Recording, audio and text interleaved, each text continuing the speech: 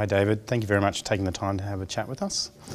So I wanted to ask you, GTD is fairly, it's been around for a long time, but in Australia there's it's a narrow, deep sort of thing. There's not much width there yet.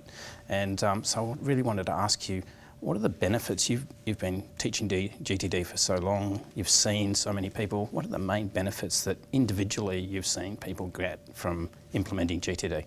Well, the main thing I've seen people get is just more room. You don't really need more time. There isn't any more time, but what you do need in order to be creative, to be strategic, to be focused meaningfully, to be present, all those really golden goodies of what it really means to feel and be confident and productive.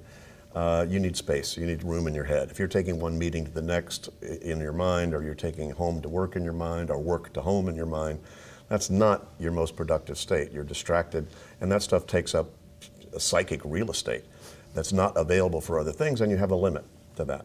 So eliminating those things, or finding out what do I need to do to be more appropriately engaged with all those commitments so they're not nagging at me, that's a lot of the power and the value of what GTD is. When people start to implement that, they go, wow, I have a lot more room to be present with my kids watching them play football, or cooking spaghetti, or more room to think strategically day to day as opposed to being down in the weeds, all the time. Or just, God, now I've got time to paint, or time to, have more creative ideas relative to the projects or the things I'm working on. So what people fill up the space with is quite unique to them, but they get more space to do that. And that's true organizationally as well as personally.